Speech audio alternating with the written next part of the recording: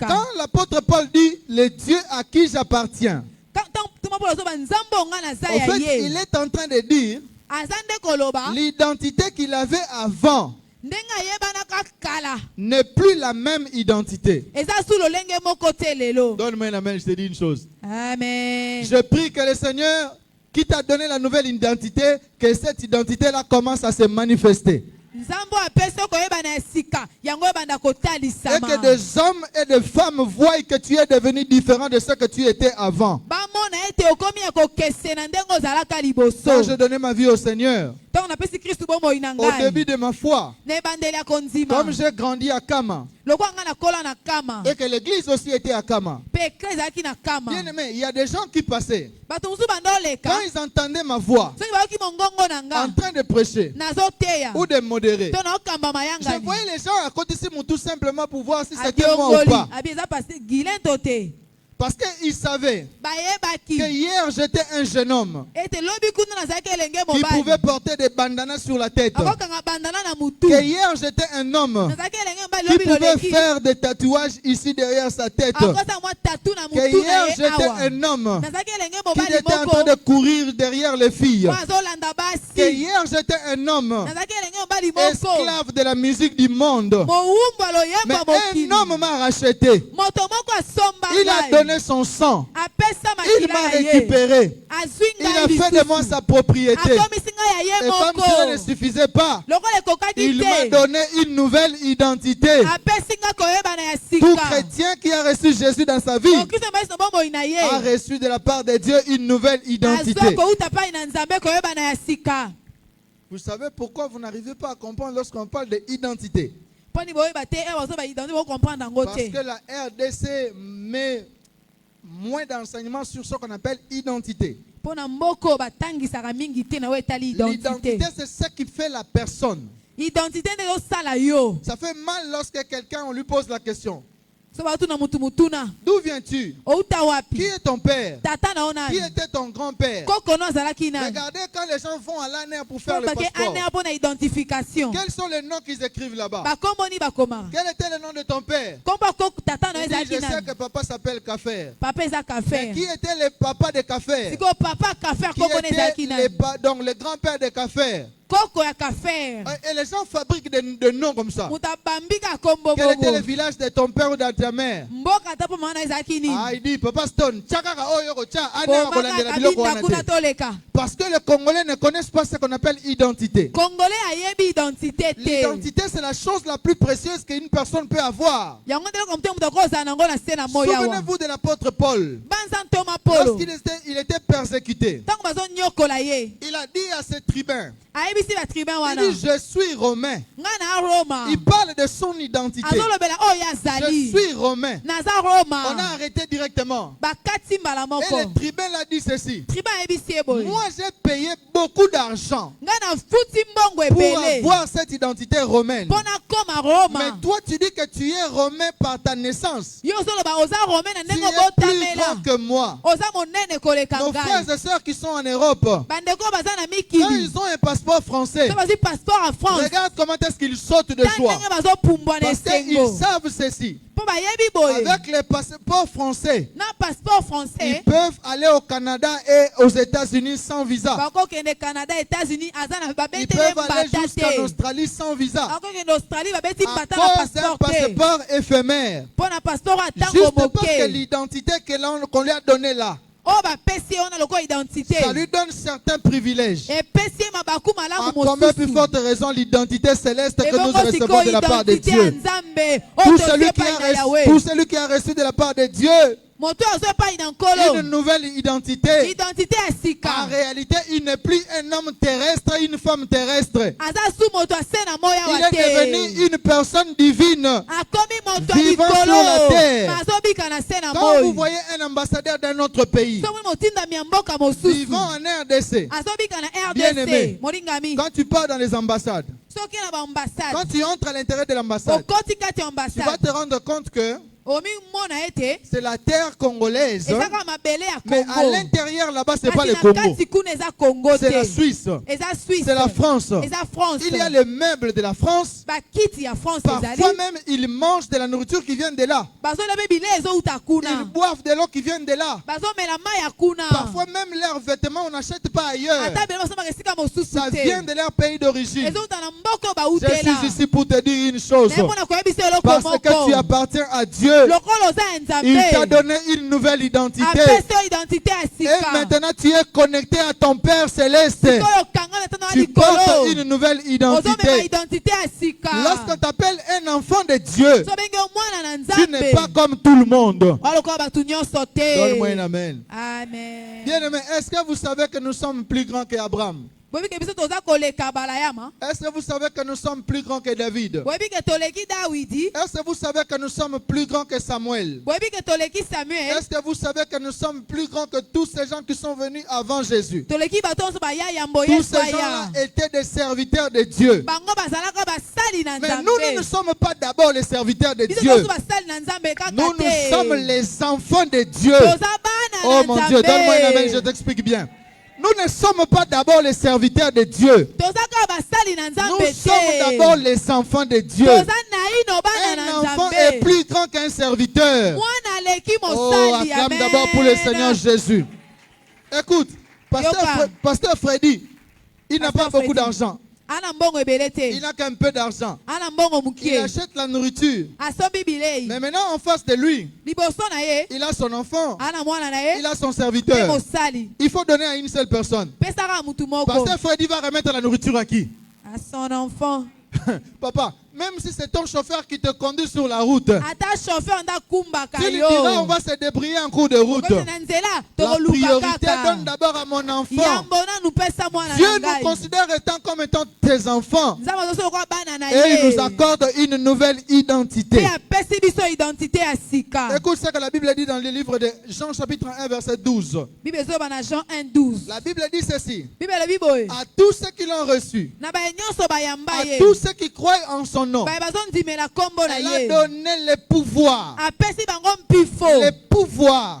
Oh, j'aime le verbe qui vient après pouvoir. Il dit c'est de devenir. En fait, quand on parle de devenir, ça veut dire ceci. Le processus a été déjà lancé afin que tu quittes le stade d'un enfant jusqu'à ce que tu deviennes fils. Parce que le fils est à l'image du Père. Alléluia. Amen. Quand on devient fils, quand on est enfant de Dieu, on est plus que les serviteurs. Parce que Dieu nous appelle maintenant ses enfants. En d'autres termes, nous sommes sortis de lui. Acclame le Seigneur Jésus. Alléluia. Romains chapitre 8. Romains 8. Oh, versets 16 à 17. 16 qui nous dit 17. Romains chapitre 8. Romains 8. Versets 16 à 17. 16 à 17. Oh, j'aime la Bible. J'aime la Bible. J'aime la Bible. Écoute Écoute ce que l'apôtre Paul dit. Il dit ceci dans Romains chapitre 8. Dans Romains 8. Thérèse. À partir du verset 16 à 17. C'est pas grave. Tu peux lire. Romains 8, 16 à 17. Bible dit. L'Esprit Saint lui-même témoigne à notre esprit que nous sommes enfants de Dieu. Mon Dieu. Écoute.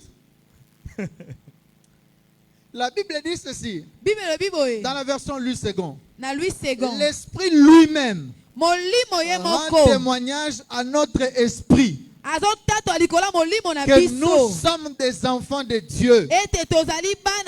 Donne-moi un amen, je t'explique quelque chose. Amen. Tu n'as pas besoin de prouver aux gens que toi tu as Dieu. Tu n'as pas besoin de faire des efforts pour démontrer que tu as Dieu.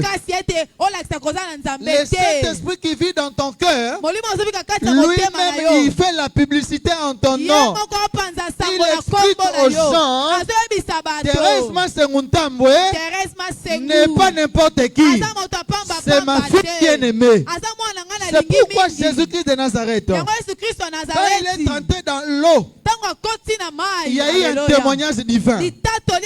On devait confirmer son identité. Et le Père Céleste lui-même dit ceci. Il dit, celui-ci est mon fils bien-aimé. L'Esprit témoigne que Jésus était différent de tout le monde. Même dans la montagne de transfiguration, quand Moïse et Élie sont venus, c'était comme des secours pour lui, pour les fortifier. Parce que Moïse était l'image de la loi. Élie était l'image des prophètes. Donc la loi et les prophètes devaient se mettre d'accord autour de lui. Et quand ils arrivent, malgré la loi, malgré les prophètes, oh, Pierre va prendre la parole pour dire ceci.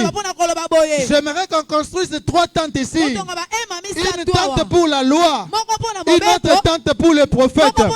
Et la voix se fit entendre du ciel. Longola loi, longola prophète. Celui-ci, celui-là du milieu, est mon fils bien-aimé en qui j'ai mis toute mon affection. Bien-aimé, la nouvelle identité en Dieu nous distingue partout où nous pouvons être. Acclame pour très fort pour le Seigneur. Oh. Parfois quand les gens disent, tu es vraiment un serviteur de Dieu. Il y a des gens qui me disent au bureau, quand tu passes à la télé, comme on reste avec toi, on a comme l'impression que ce n'est pas vraiment toi. Parce que c'est seulement toi avec qui on mange ici. Après on va te regarder de l'autre côté. Est-ce que tu es vraiment un vrai serviteur de Dieu? Je n'ai pas d'effort à fournir pour prouver à quelqu'un que je suis un serviteur de Dieu. L'esprit qui habite déjà en toi témoigne que tu es vraiment un enfant de Dieu. Alléluia.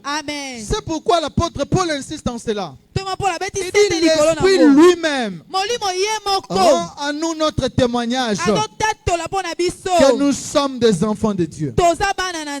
Écoute, dans Acte 27 que nous avons lu, l'apôtre Paul dit ceci. Il dit l'ange de l'Éternel à qui j'appartiens et que je sers.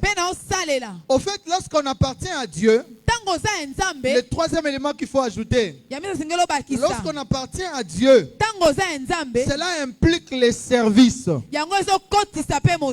celui qui appartient à Dieu est obligatoirement entré dans les services de Dieu. Écoute, dans les temps passés, les sacerdoces appartenaient à une seule famille. Servir Dieu était seulement destiné à une seule famille, à une seule tribu. C'est la tribu de Aaron. Non, non, c'était la tribu des Lévites. Mais les Lévites sont sortis d'Aaron. Alléluia. Amen. Oh, qu'est-ce que je dis? Non, non. Ils sont sortis de Jacob. Bien aimé. Maintenant, tout celui qui devait succéder en tant que serviteur de Dieu devait obligatoirement avoir le sang de cette lignée-là. Si tu n'es pas de la famille de Lévites, de la famille de Aaron, tu ne peux pas servir Dieu.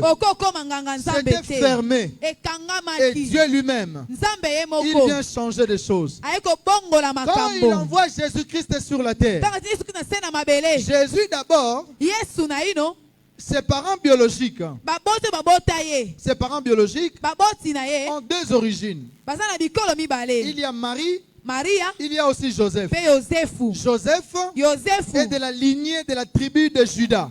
La tribu de Juda, c'est la tribu de la royauté. Ce n'est pas la tribu du sacerdoce. Parce que dans l'ancienne alliance, il y avait au moins 3 pouvoirs. Il y avait le pouvoir sacerdotal, il y avait le pouvoir prophétique et il y avait le pouvoir royal.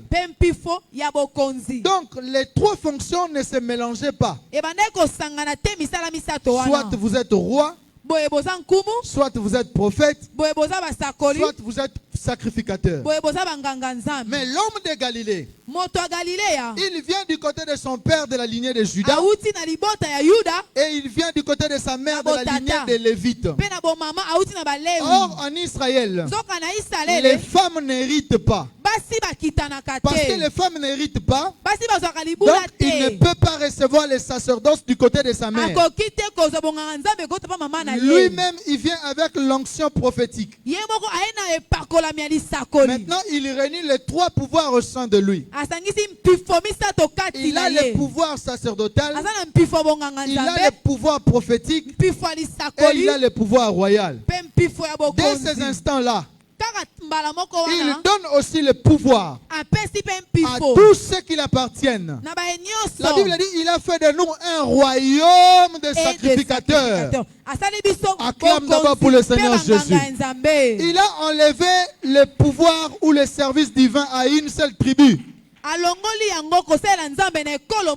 il a fait en sorte que quand tu sois du Kassai, tu sers Dieu. Quand tu sois Moussengele, tu sers Dieu. Quand tu sois Rwandais, tu sers Dieu. Quand tu sois Moupende, tu sers Dieu. Il a renversé les murs qui pouvaient empêcher les gens de pouvoir servir Dieu. Alléluia. Amen. Et Paul dit, l'ange de l'Éternel à qui j'appartiens et que je sers m'est apparu. Il parle des services. Écoute ce que la Bible dit. Romains chapitre 12 verset 1er. Romains 12, 1. La Bible dit ceci. Je vous exhorte donc, frères, à offrir vos corps comme un sacrifice agréable à Dieu, ce qui sera pour vous un culte raisonnable. En fait, lorsqu'on appartient à Dieu, toute la vie est devenue un culte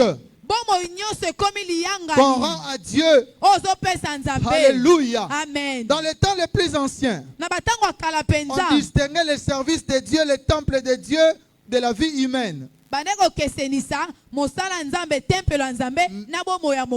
dans la nouvelle alliance, nous sommes serviteurs de Dieu partout. Même dans la chambre, nous sommes serviteurs. En cours de route, nous sommes serviteurs. Là où tu travailles, tu es un serviteur de Dieu. Parce que tu appartiens à l'Éternel. J'étais en train de parler à Maman Karine hier. Lorsque nous étions chez eux avec Maître Vicky. Maman, je veux que tu prennes un engagement de commencer à servir Dieu à l'église. Parce que tu appartiens à Dieu. Tout celui qui appartient à Dieu doit devenir serviteur et servante de Dieu. Tu ne viendras pas seulement prêcher ici devant nous, devant comme tout le monde. Mais il y a des choses que tu peux faire à l'église qui peut impacter ceux qui vont te regarder. J'ai pris des exemples banals. Et je lui ai dit ceci. Regarde, ça sont des fleurs. Ça va? Quelqu'un peut servir Dieu. Il a pris seulement l'engagement de commencer à suivre la propriété de ces fleurs. Vous connaissez tous Adèle Kaïnda, celle qui était plusieurs fois ministre, plusieurs fois députée. Elle est, je crois, actuellement aussi députée nationale. C'est elle qui a pris l'engagement de s'occuper des toilettes de l'église centenaire. Tous les jours quand elle est à Kinshasa, elle vient laver ses toilettes avec ses propres mains. Elle s'organise quand elle n'est pas là. On trouve les toilettes propres avant de fermer la porte de centenaire. Toutes les toilettes restent propres. Vous êtes ici ensemble avec moi. Vous appartenez à Dieu ensemble avec moi. Mais vous prenez l'option de rester sur vos chaises sans prendre un engagement de servir Dieu. Il y a des gens qui disent que moi je sers Dieu parce que je donne mon argent. L'argent, nous tous, nous sommes censés donner l'argent à l'œuvre de Dieu. Mais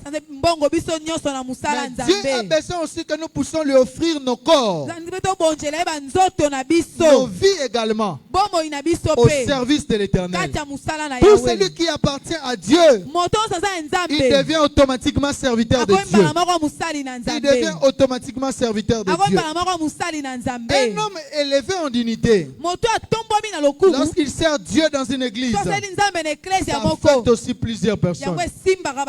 Parmi des choses que je me disais en moi-même, vers des années 96-98, je suivais une copine chez Maman Olangi là-bas.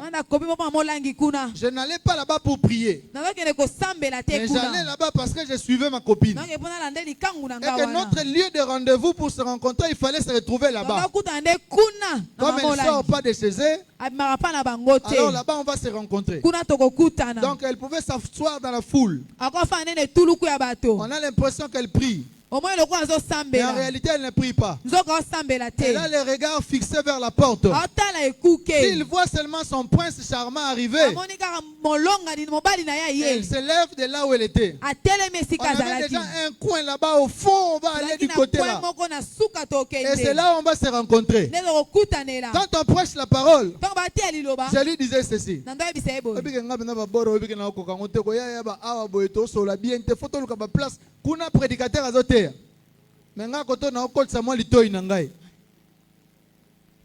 Il y a aussi des gens jusqu'à aujourd'hui qui font ça. Ils viennent pas à l'église pour prier, pour servir Dieu, mais pour cibler les jolies femmes, pour cibler aussi des hommes. Non, ce ne sont pas des bonnes raisons pour lesquelles vous devez venir dans la présence de Dieu. Mais regarde, ce que j'ai remarqué là-bas, quand j'allais là-bas, je pouvais trouver un monsieur beau, qui a l'argent, qui est habillé chiquement. Malgré ce qu'il était, il était à genoux en train de prier. Et je me disais moi-même dans mon cœur, cet homme est plus beau que moi. En le regardant, il est plus intelligent que moi. Quand je regarde son habillement, il est mieux vêtu que moi. Pourquoi moi je ne peux pas aussi commencer à prier comme lui? Pourquoi je ne dois pas commencer aussi à servir Dieu comme lui? Donne-moi un amen, je te dis quelque chose. Amen. Tout ce que vous pouvez devenir dans votre vie, c'est un outil d'évangélisation pour Dieu. Non.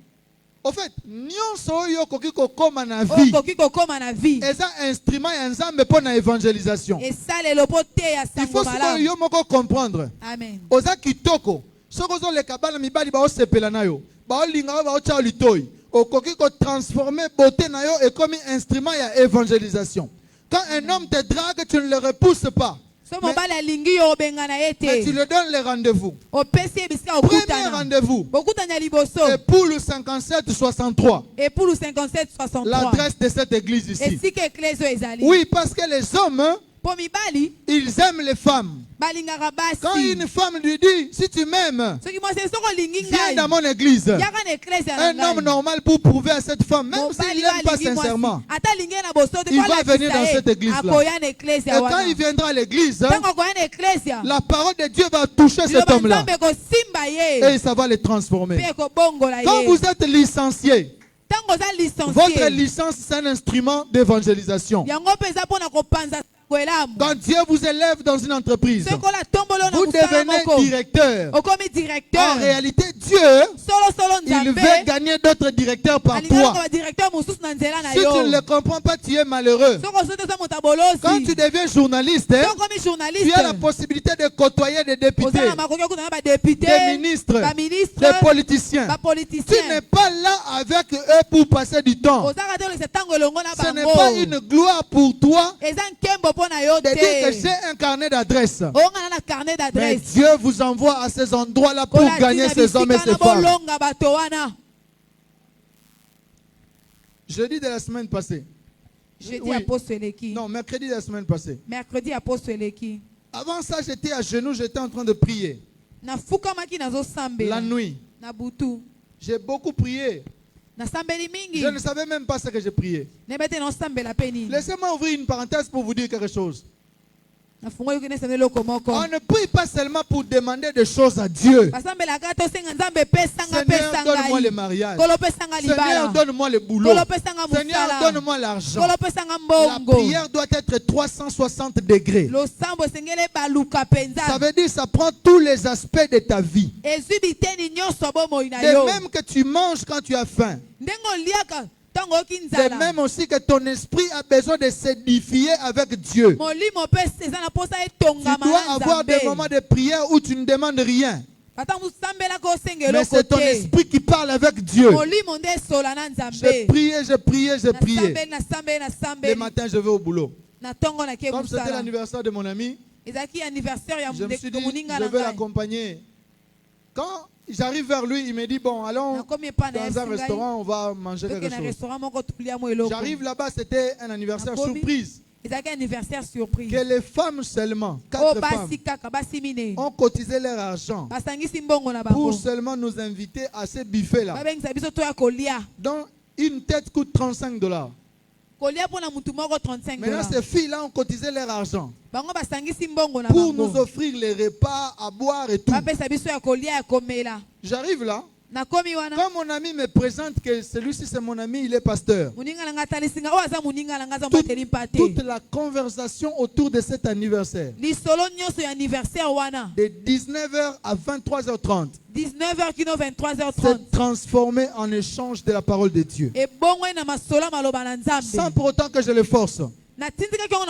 Tous parlaient de la parole de Dieu. Et il y a une fille qui était là, elle était rétrograde.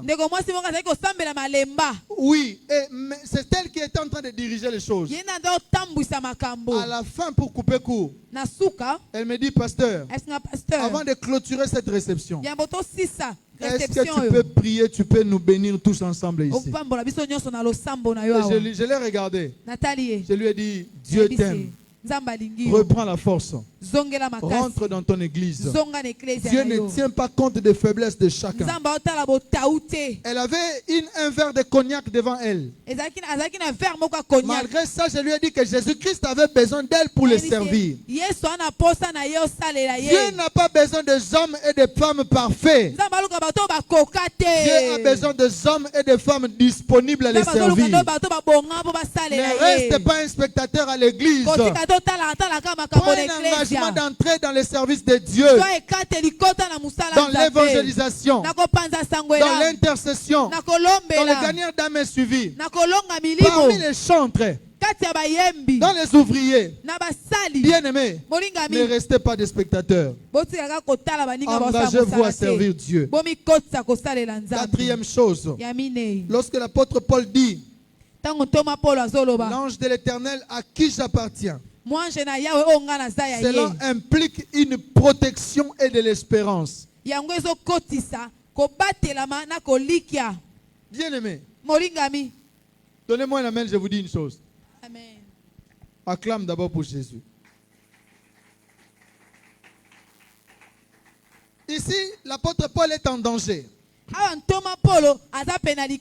Mais l'apôtre Paul croit que parce qu'il appartient à Dieu, il a la véritable protection et la sécurité spirituelle de la part de Dieu. Ésaïe 43, verset 1. Ésaïe 43, verset 1. Ésaïe 43, verset 1. Ésaïe 43, 1. Écoute ce que la Bible dit. Non, essaye de lire ensemble avec moi. Retrouve ça. Ésaïe 43, premier verset. Ésaïe 43, 1. 1. Qu'est-ce que la Bible dit, maman? Bible dit, maman. Tala na Bible na yo. Écoute. Yoka. Maman, mami. Yaka koluka biso ne kodi mukuna to kana nzemu mwa kitoko. Ebinzemu na biso. Matthieu, Marc, Luc, Jean, Actes des Apôtres, Romains, 1er, 2e Corinthiens, Galates, Éphésiens, Philippiens, Colossiens, 1er, 2e Thessaloniciens, 1er, 2e Timothée, Tite, Philémon, Hébreux, Jacques, 1er, 2e Pierre, 1er, 2e, 3e Jean, Jude, Apocalypse. Tu peux chanter ça ensemble avec moi? Oh oui, on peut chanter. Allons-y. Matthieu, Marc, Luc et Jean. Allons-y.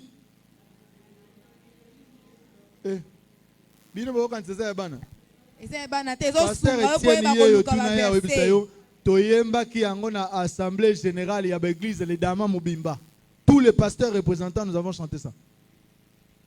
Chantons ça 1 minute et puis je continue. Matthieu, Marc, Luc et Jean. Oh, s'il te plaît. Matthieu, Marc, Luc et Jean.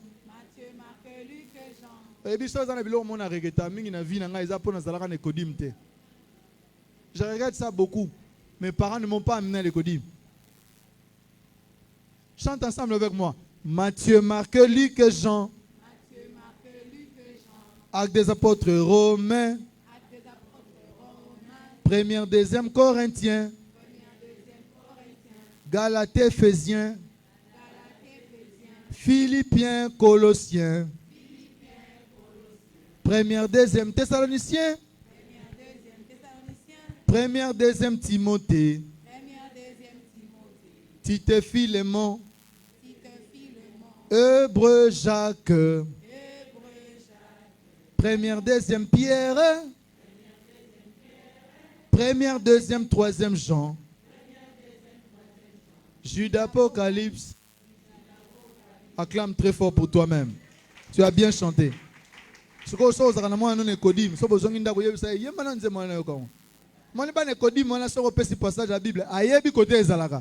Quand on dit Esaïe, psaume. Psaume, proverbe. Après proverbe, ecclésiaste. Après ecclésiaste, cantique des cantiques. Après Esaïe. Parce que quand on te dit Naoum, tu commences à chercher Naoum, et puis il y a un Naoum. Est-ce que Naoum est dans la Bible? Esaïe. Esaïe, c'est le premier livre prophétique de la Bible. Écoute ce que la Bible dit. Esaïe 43, 1. Ne crains rien, car je t'ai racheté. Je t'ai appelé par ton nom. Tu es à moi. Bien-aimé. Écoutez-moi, je vais vous dire une chose.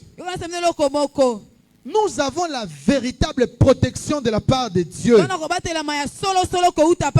Dieu que nous avons suivi, que nous servons, est capable de protéger corps, âme et esprit. Le Dieu que nous servons, il a la véritable protection auprès de lui. Arrêtez d'avoir peur de magiciens. Arrêtez d'avoir peur de sorciers. La Bible dit que celui qui est en vous est plus fort et plus puissant que celui qui est dans le monde.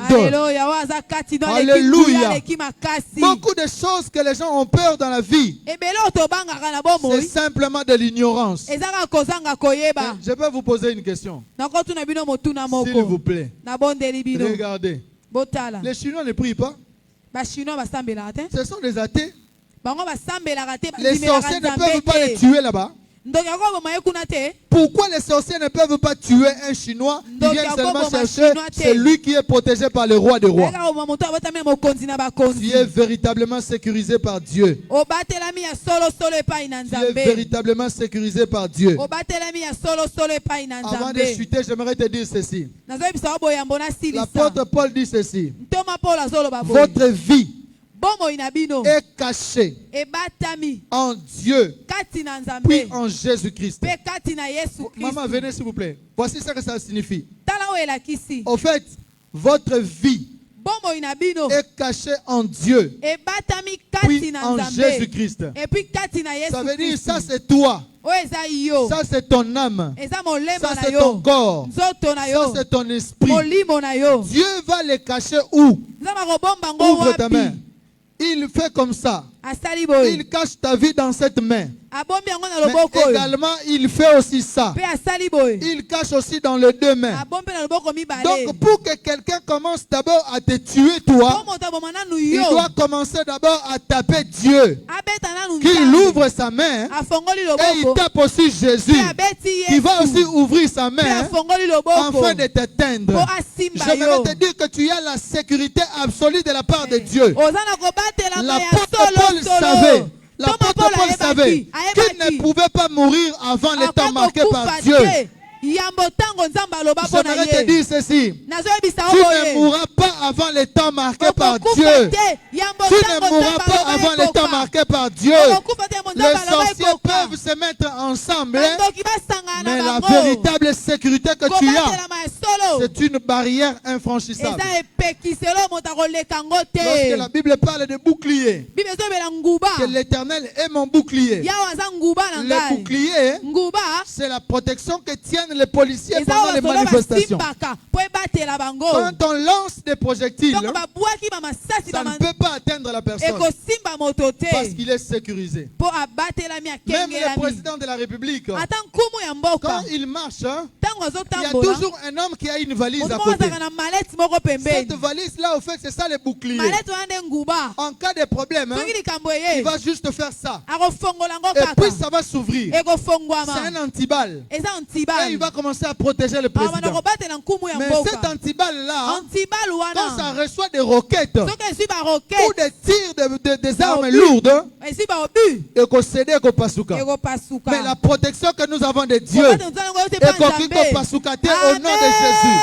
La sécurité que nous avons de Dieu. Quand Dieu est ton bouclier, même si ton voisin est un sorcier, est un féticheur, dors même sans prier, car l'Éternel va te protéger comme il se doit. Alléluia. C'est la véritable sécurité. Allez, je finis. Je finis. Je donne 4 résumés de tous les points que j'ai développés. Lorsque je dis j'appartiens à Dieu, cela implique une nouvelle identité. Ça veut dire ceci. Toutes mes décisions doivent avoir l'approbation de Dieu. Quelqu'un m'a entendu? Maman Blandine. Un homme vient. Il veut épouser ta fille. Ou il veut même t'épouser toi-même. Peu importe ce qu'il peut être. Peu importe son apparence. Peu importe ses moyens. Dis-lui, papa, laisse-moi le temps de prier. Je veux consulter l'Éternel mon Dieu. Qu'il me dise si ce chemin est bon ou mauvais. Vous savez pourquoi il y a beaucoup de divorces? Parce que très souvent, lorsqu'il y a mariage, les gens ne prennent pas le temps de consulter Dieu. Et pourtant, lorsque nous appartenons à Dieu, nous ne devons pas prendre des décisions de nous-mêmes. Toutes nos décisions devraient être statuées par Dieu. Amen. Je crois que je réponds à l'exemple que Daddy nous a donné ici. Un frère devait se marier. Alors, ils ont commencé le processus de prédot. Ils ont programmé la prédot, c'est demain. Les deux familles vont se rencontrer.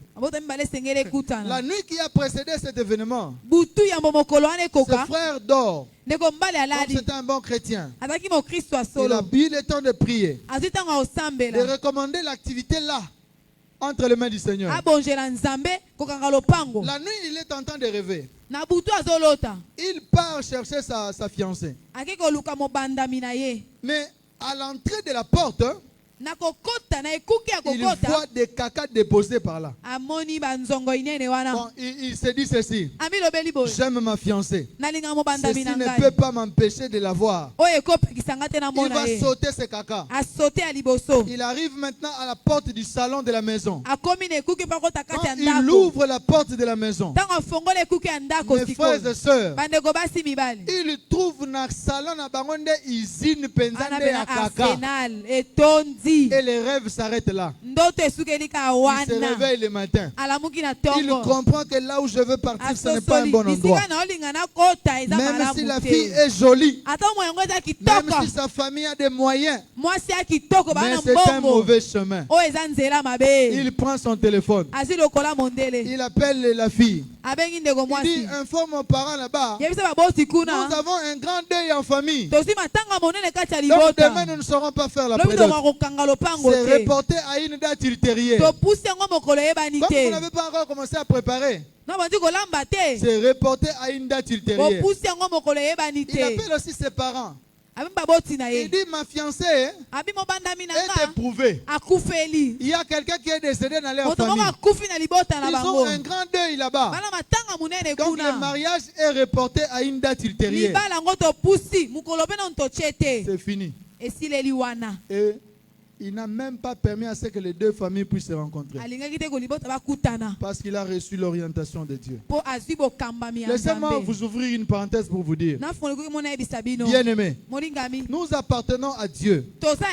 Nous devons les servir. Nous ne devons pas rester loin de Dieu. Nous devons rester dans sa présence. Papa Charles a toujours dit, le meilleur moment où Dieu parle aux gens, c'est lorsqu'ils sont dans une bonne position spirituelle. Et c'est arrivé aussi dans ma vie. Je vais vous en parler avant de quitter la chair. Alléluia. Amen. Mes frères et sœurs, il faut que toutes vos décisions devraient dépendre de Dieu. La deuxième chose, je parlais de service. Je dois chercher à servir Dieu tous les jours de ma vie. C'est-à-dire, tu es architecte. Hein, Clément? Tu es architecte. Dieu t'a déjà donné tous les ouvriers qui viennent travailler dans les chantiers. Donc, c'est de l'évangélisation, il y a Kolukate. Déjà, ouvriers, travailler maçon, hôtel, contre-maître, tous ces gens-là, Dieu te le donne. Ta manière de servir Dieu, c'est de les gagner au Seigneur. Quand Dieu te donne un chauffeur, ne laisse pas ton chauffeur dehors. Dieu te l'a donné. On appelle ça des personnes assignées de Dieu. Ce sont des hommes et des femmes que Dieu vous donne. Dieu vous donne une bonne à la maison. Dieu vous donne un mécanicien pour votre véhicule. Dieu vous donne un quado pour vos pneus. Tous ces gens-là qui sont dans votre environnement, votre manière de servir Dieu, ce n'est pas seulement être ici à la chair et prêcher, mais c'est de prêcher tous ces gens-là que Dieu vous donne. Parfois nous les chrétiens, nous venons à l'église, nous entrons au culte et les chauffeurs restent dehors.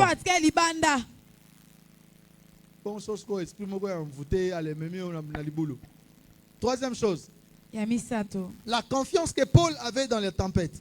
Bien-aimé, dans les tempêtes de la vie, nous devons nous appuyer sur les promesses de Dieu. Ce que Dieu t'a dit, c'est ce qu'il va faire. Alléluia. Amen. Dans les tempêtes de la vie, accrochez-vous aux promesses de Dieu. Si vous n'avez pas une promesse particulière, toutes les promesses de la Bible vous appartiennent. Laissez-moi vous dire une chose. Vous savez, il y a des gens qui tombent malades et qui prennent des versets de la Bible qui disent ceci. La Bible dit, par tes maîtrises, nous sommes guéris. Mais la personne n'est pas guérie. Vous savez qu'est-ce qui se passe? Au fait, pour qu'une promesse de la Bible se manifeste dans votre vie, cette promesse-là doit devenir une partie de toi. Tu dois la posséder. Tu dois faire de cette promesse ta propriété privée. C'est à ce moment-là que tu verras les miracles de Dieu. Quatrième chose, je parle de la consécration. L'apôtre Paul, quand il est dit, l'ange de l'Éternel à qui j'appartiens et que je sers, Il parlait de la consécration. Il est consacré à Dieu dans la sainteté. Appartenir à Dieu reflète en nous le caractère de sainteté. J'ai été choqué. Maman, acclamez pour le Seigneur Jésus. Je vais vous dire une chose, peut-être que vous n'avez jamais entendu parler de ça.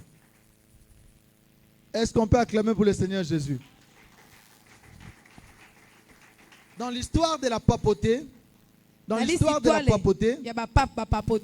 que la papauté a commencé jusqu'à ce jour, il y a eu un pape qui est mort. Il s'appelait Formose.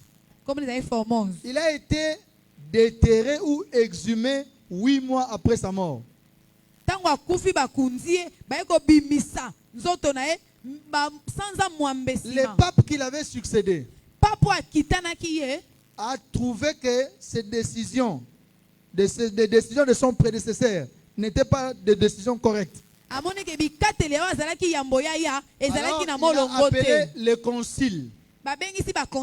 Il a appelé une grande assemblée générale de tous les évêques de l'église catholique. C'était vers l'an 893. Alors il a appelé tous les évêques. Ils sont arrivés. On a déterré, on a exhumé le corps de pape Formose. On a fait un trône d'un pape. On l'a revêtu des vêtements de pape. Et on l'a placé sur un trône. On devait les juger. Ils sont allés déterrer un mort 8 mois après son décès. Pour les juger pour ses actes passés. Parce qu'au fait, dans la culture de l'église catholique, pour qu'une personne soit déclarée sainte, on doit attendre quelques temps après sa mort. On va aller exhumer son corps et voir la possibilité. Si on trouve que son corps n'a pas pourri, à ce moment-là, cette personne-là peut être considérée comme sainte. C'est pourquoi vous avez des saints Augustins, des saints... Tous ces saints-là sont morts. Il n'y a aucun saint vivant là-bas. Tous ces saints sont morts. Alors ils ont fait ça aussi pour Formose. Mais non, parce que Formose est mort, il n'a plus la possibilité de parler. Ils ont pris un diacre. Il dit, toi tu as travaillé avec lui. Donc tu vas répondre à ces accusations. Donc quand on les juge, lui il est mort. On dit au diacre, toi Formose, tu as nommé tel évêque. C'était illégal. Tu ne devais pas faire ça. Et après avoir été jugé et condamné, on a coupé son anneau ici, son doigt ici. Lui qui est déjà mort. Lui qui est déjà mort. On l'a coupé ses doigts ici. On l'a dépouillé des vêtements de pape. Et on est allé l'enterrer en dehors de là où on enterre les papes. Mes frères, je suis ici avec une bonne nouvelle pour toi. On n'a pas besoin d'attendre ta mort pour te déclarer saint. Dieu n'attend pas une réunion pour te déclarer saint. Dieu n'a pas besoin de l'association des hommes et des femmes pour te déclarer saint. Quand tu as accepté Jésus, tu l'appartiens. Et lui-même, dès ce moment-là, il te déclare saint. Tu peux commencer à sortir d'ici. Tu t'appelles comment? Je m'appelle Sainte Diana. Je m'appelle Sainte Déborah. Ce n'est pas parce que les gens vont te dire, Déborah, yo depuis quand on commis sainte? On commis sainte nini? On explique bango ezangate. Ezamuto naza ko appartenir et pas na yenda déclarer ngaka saint. Pardon? Alléluia. Amen. Ça ne dépend pas de toi. C'est une personne qui a donné sa vie sur la croix de Golgotha. T'a déclaré saint. On peut t'appeler Saint Olivier, Saint Stone, Mon sang te Saint Étienne. Mon sang te Ce n'est pas parce que tu manques de péché. Le mot saint ne veut pas dire manquer de péché. Le mot saint veut dire être pur et séparé. Parce que tu as accepté Jésus. Christ lui-même, il enlève tous les péchés que tu as commis et il te déclare saint. Acclamons pour le Seigneur Jésus. J'ai un seul sujet de prière. Un seul sujet de prière. Un seul sujet de prière. J'aimerais que Obandako déclare Nga Guilain Kassenya, j'appartiens à Dieu. Ça va? C'est le seul sujet de prière que nous avons. Est-ce que tu peux prier ensemble avec moi? Au milieu de tes problèmes, au milieu de tes épreuves, dis-toi, tanga kombo na yo. Et puis le binga il dit Pascaline, Naza ya Nzambe, j'appartiens à Dieu. Faites cette déclaration au nom de Jésus. Prie comme ça. Prie comme ça. Prie comme ça. Prie comme ça. J'appartiens à Jésus. J'appartiens à Dieu. J'appartiens à Dieu. Peu importe. J'appartiens à Dieu. Peu importe. J'appartiens à Dieu. Parce que j'appartiens à Dieu, rien ne m'atteindra. Aucune personne ne dominera sur moi. Au nom de Jésus. Amen. Acclame très fort pour le Seigneur Jésus. Merci, maman. Dieu te bénisse. Nous sommes là mardi, mercredi, jeudi. Prière.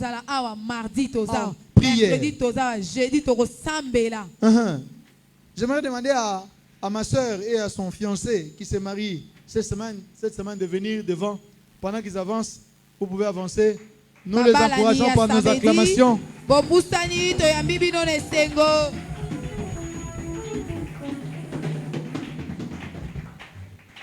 Oh, est-ce que vous avez un problème dans bango? Encouragez bango par les mains. Encouragez bango par les mains. Alors samedi oyo, papa déjà zozonga déjà mbango.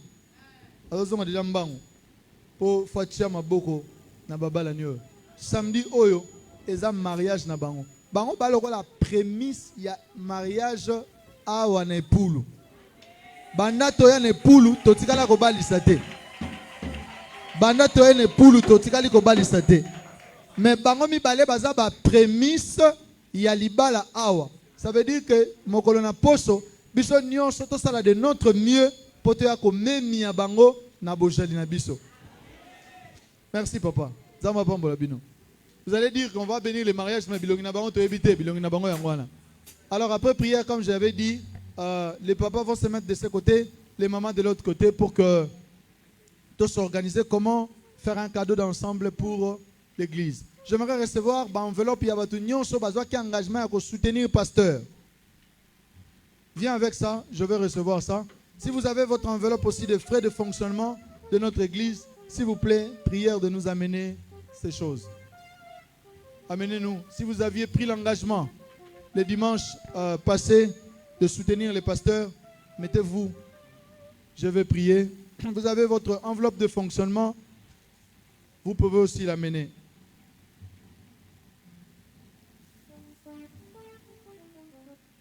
Fonctionnement. Merci maman. Merci. Que Dieu vous bénisse et qu'il vous le rende au centuple au nom de Jésus. Amen. Alors ceux qui sont arrivés après, je vous prie, merci maman. Dim nayo, offrande nayo, soroyaki nango. Tu peux profiter derrière là-bas. Il y a les paniers qui est là. Et on va clôturer pour ce matin. Acclame pour le Seigneur. Alors, j'aimerais recevoir tous ceux qui viennent d'arriver aujourd'hui seulement. Si c'est ta première fois d'être parmi nous, lève-toi, nous voulons t'accueillir avec joie et te manifester l'amour et la joie qui nous animent de voir des visiteurs dans notre maison. Oh, un dimanche exceptionnel. nous n'avons pas d'invités. Amen. Un système à 4 semaines, oh, mardi, mercredi, jeudi, tous pour un programme de prière. La semaine, on va beaucoup prier. J'ai aussi insisté, ma famille, oh, l'église ne vous a pas visité. S'il vous plaît, prière de donner le nom, le numéro de téléphone et votre adresse au service de protocole ou à moi-même pour que tout ça la nénini, tout ça la programme sans problème. Amen. Alors, on va se lever pour clôturer. Nyonso po na yo. Alléluia, nyonso po na yo. Lelo na pe si elaka salela yo. Père Saint, je te rends grâce pour le culte de ce matin. Merci au Dieu, toi qui as appelé notre Père Charles Ngoy. Et tu l'as oint et tu l'as investi afin que nous puissions te servir à ses côtés. Père, merci pour le culte de ce matin. Ouvrez les mains, je veux prier. Que l'Éternel, le Dieu de mon Père Charles, vous bénisse. Et que cette semaine soit meilleure devant toi. Et que Dieu te donne les meilleurs fruits de la semaine. Tout ce que tu étais en train de chercher avec ton intelligence, avec tes efforts, que Dieu puisse te le donner par pure grâce. Au nom de Jésus-Christ. Amen. Acclame pour le Seigneur. Écoute, s'il te plaît, écoute. J'ai une nouvelle nécrologique que j'aimerais vous donner avant de monter à la chaire. J'ai été appelé par quelqu'un qui m'a annoncé la mort de mon père biologique. Il est mort avant que je puisse monter à la chaire. J'ai dit à Dieu, c'est ton service. Je ne peux pas arrêter ça parce que papa est mort. À l'heure où je vous parle, on est en train de le conduire vers la morgue. Dieu vous bénisse. Reconnaître ta sainteté, reconnaître ton autorité, reconnaître ta divinité.